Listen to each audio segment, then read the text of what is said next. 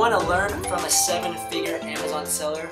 Well, today I have my friend Raphael, where we're going to be breaking down some of the most frequently asked questions that we get when it comes to selling on Amazon. So if you guys are new, you guys are experienced, you're going to want to make sure that you stick around and watch this entire video.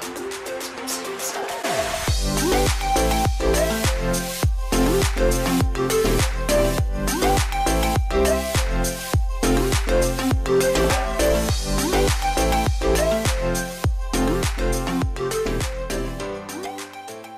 So here we are with my homie Raphael. He's a 7-figure Amazon seller, and we have a ton of value that we're going to be dropping today. I'm looking forward to doing an interview with him, asking him questions, and we're just going to get as much information as we can out of his head, and we're going to start implementing it. So we're just going to ask him a few questions, and I'm looking forward to it. Okay, so the first question that I want to ask Raphael is, how did you get started? What was your journey? What was your process? And what would you tell someone that's just looking to get started selling on Amazon? Well, we were very fortunate to have been exposed to retail arbitrage before we started private label, and we did it as a sort of a hobby, something fun to do. It was sort of like our date night thing. Maybe once or twice a week, and we put a little bit of money into it. We weren't taking it too serious, but then little by little we started realizing that it was actually very powerful in terms of how fast the products would sell. We were able to go and find different stores, different name brand products. It was easy for us to send it in. We had a UPS store right like half a block from where we lived at the time. And little by little, it just kind of grew until the point where we had an extra bedroom in our house that was just full of, retail arbitrage stuff, boxes, printers. Just it took on a life of its own. And then we were fortunate enough to quickly transition into private label. This was back around. Wow, I know it was Amazing Selling Machine 4 was the event that was happening around the time when we first. Were introduced to private label, and when we saw the power of that, that's what really kind of turned on the light switch to say, okay, this is something that we wanted to take seriously and pour ourselves into, and maybe move some finances into as well from our other businesses. And it's just been a godsend, really.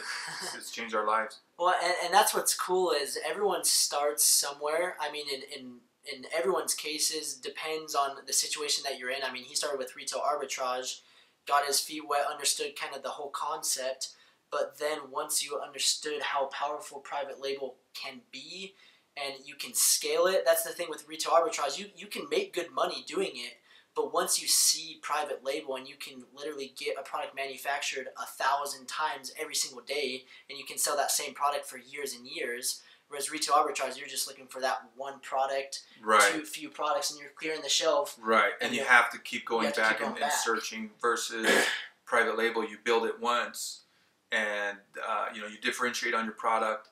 You launch your product, and once your listing is ranked, most of the hard work is already done. Amazon takes over from that point. The marketplace, speaks for itself, takes over from there. And then you just focus on replenishing and staying on top of what's happening in your niche. But most of the hard work is done.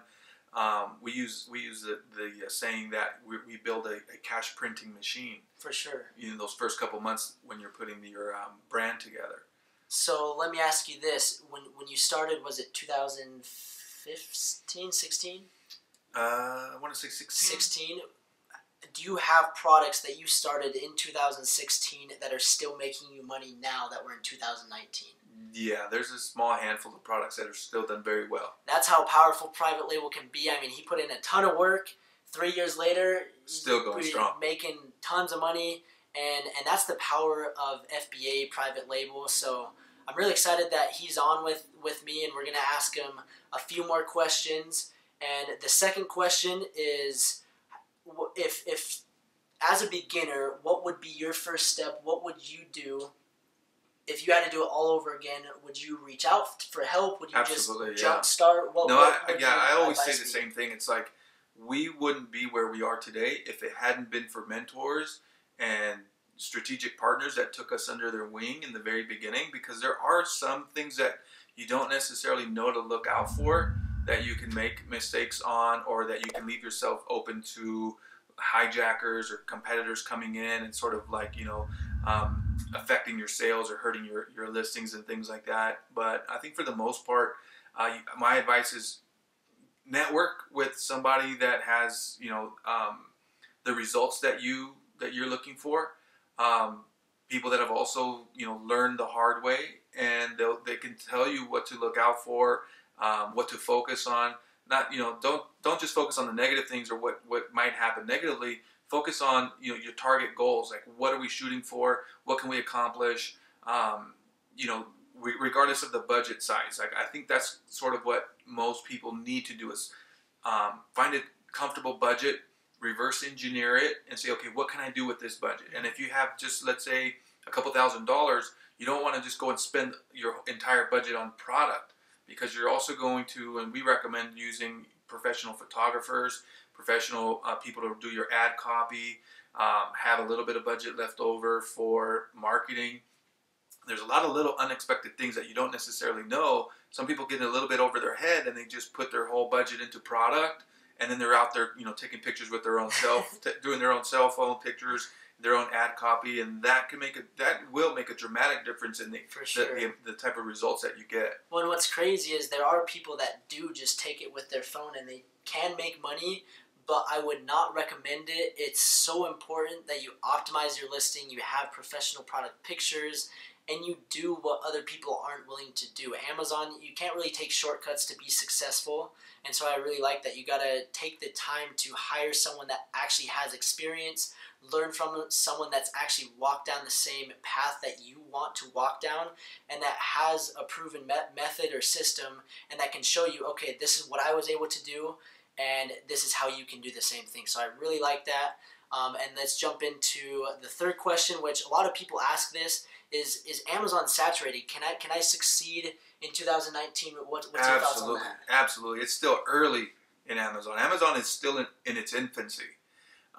If you know what to look for, if you focus on differentiating your products when you do launch your products, you're going to be fine. More than fine. You're going to do great.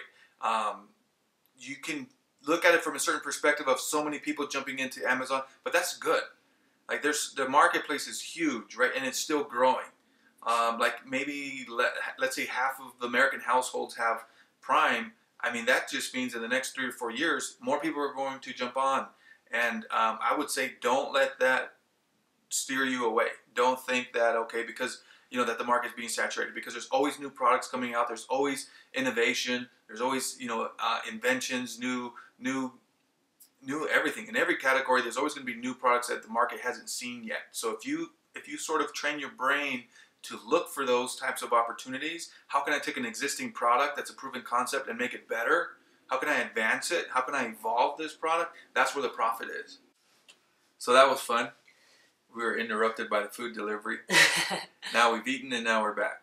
So let's just continue on with the questions. We're trying to keep it as real as it gets. You're going to see at the end of the video a little surprise, so make sure to stick around. But let's dive into the next question that I get asked quite frequently, and that's how much does it take to start Amazon private label? What's your recommendation? So there's no right or wrong answer in terms of a dollar amount, but my recommendation is be mindful of your risk tolerance. In other words, like, don't break open the piggy bank on your first go around if you don't have the adequate support. People can get started with a couple $1,000s. People can do something significant with several $1,000s, and I think the latter would be my advice. Like, you want to understand what expenses will you incur. Like, now our style of launching products is a little bit different, because we're not just throwing products up to see if they stick. Mm-hmm. We are actually, when we do launch a product, we want to seem like we are already an established brand. So everything that we do in terms of private label is for the we want to come out as an established brand. We want to show the product as a dominant product or brand within the niche. So that requires some additional funding for your graphic artist doing your packaging, somebody designing your website, a little bit of social media presence. So that does require a little extra budget. If for any reason you are going to try this on your own and say, you know what, I don't want to network with a lot of people, I don't like to ask questions, I just want to try it. I think maybe with several $100s, that's basically what I did. With several $100s, you can get enough inventory to go around the bases and get a feel for what it is to deal with Seller Central, to send product in, to manage your inventory, maybe even start some marketing, whether it's PPC, something light, and then grow it from there. If that's all the money that you have in the world, like just a couple, several $100s, then it could also be a good idea to partner up with somebody, whether it's a friend or a relative, and say, hey, look, let's pool our resources so that way we have a better shot of when we do launch a product, we have enough revenue from the sales where we can afford to reorder and explore some other things like we mentioned earlier, like perhaps hiring a professional photographer, or maybe a professional person to write the ad copy. All those little things will pay off in the long run. Trying to do most of those jobs yourself could definitely have a significant impact on your sales and revenue. And that's a really good point. I mean, he gave 3 different options basically. You can have a big budget, you can have a little budget, you can have kind of a medium budget. I really like the idea of maybe finding a friend or someone that's business minded that be interested in maybe pulling some money together, getting some resources together and starting a brand, and just easing your way into it. A lot of times people feel the need like, okay, my first product, I got to invest $10,000 or $20,000 in pulling money out of their 401k or taking a mortgage or a home equity line.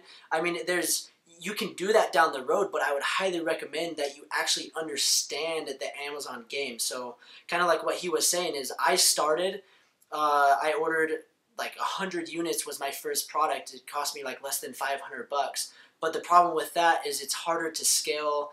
And if you run out of stock, which happened to me, I wasn't able to get back with inventory. I lost my page rank and then slowly that product faded. Whereas if I would have had more money up front and more units, that product may be selling today. So it just kind of depends where you're at, the current situation that you're in, and it's completely subjective on the person and the situation that you're in. So I really like the way he answered. I know there's tons of different people that say, oh no, you need $1,000, you need $2,500, you need $5,000, you need $35,000. It just kind of depends, right? Yeah. The one thing that, and to that point, one thing you have to keep in mind is there is going to be a learning curve. So you want to get past that learning curve as safely and as fun as possible. You don't want to be stressed out. You want to go, I use the concept of going around the bases the first time, having fun with it. So don't expect to hit a home run. I mean, it's easy to potentially hit a home run your first time out, but what you really are doing is going around the bases, going past the learning curve without being discouraged to continue. Because there are going to be challenges that you'll need to navigate through, and if you bet the farm, then they're going to feel like critical challenges, right? So have fun with it. Know that once you've gone around the bases once, it gets a lot easier because you'll know what to anticipate. You know what's coming up next. So don't bet the farm on your first time out. And like he said, your pain tolerance. I don't want to be up at night worried that I just spent $10,000 on an order that I have no idea how it's going to go. Just kind of play it safe at the beginning, and then once you understand that, then you go all in. And like Raphael, he's gone all in, and he has this proven system. And if you know that if you put in X amount, $1,000, and you know that you're going to get 2,000, why not put in 100,000 and get 200,000 out? So that's just kind of the concept of it, and I really like that. And let's jump into another question in terms of product research. I know product research is something that's very difficult for some people. People don't know where to start. So what's your advice to a beginner that's just starting with product research? What's your take on that? Well, I think it's easier nowadays than in the early days when we started. There's so many tools out there to help with the product research. You want to have a good software to be able to analyze the data. I'm all about helium-10, by the way. Helium-10 is excellent. So you want to have access to some data that you can make educated choices, educated decisions. You should never be basing your decisions on a hunch when it comes to Amazon or private label. You should always be basing all decisions on data. I like to say the cream rises to the top. So in the beginning, you want to aim for only no-brainer decisions. So if your decision is not a no-brainer, that means you need more data, or you need to maybe run it past somebody with maybe a little more experience. So in the beginning, you only want to focus on no-brainer decisions. And of course, software tools definitely help for that. You want that data. The work has already been done. The pioneers that came out and launched products a couple years back, a year or two ago, that data is available to us, right? So we want to find, again, proven concepts, products that are doing well, and then you want to add a little bit of creativity or even a lot of creativity to a proven concept and think, okay, where's this product heading? What's going to be the next generation, the 2.0 of this? And that should be your target. And that's my favorite part about Amazon is you're not reinventing the wheel. People are searching for specific items. Amazon's a giant search database where people go on, they're searching for something specific, and if you can find something that people are searching for, that there's a need, there's a demand for the product, and there's not crazy competition, and you do what he was saying, do a 2.0, you get creative with the product, you can succeed really, really quite easy, right? Right, absolutely.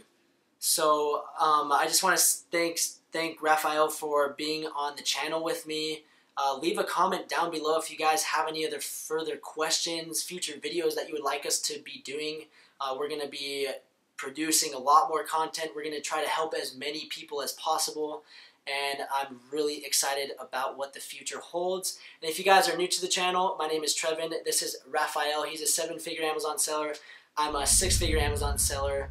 And so I would consider subscribing if you guys are new so that you guys can stay up to date on the new videos. And for now, leave a thumbs up, leave a comment, and we will see you in the next video. A lot of experience with that because we were talking this entire week with the experience of, is that? I think the food's here. We're good. My food's here. We're good. Let's see. What do we want to do? How many questions do we want to do? Just. It doesn't matter. As many as what questions do you want me to ask you? How did we get started? Okay, so the first... Are we live? Yep, it's filming. All right. So, Trevin on the editing. What's today? Thursday? Thursday, The it's 19th? the 11th. The 11th. Yep.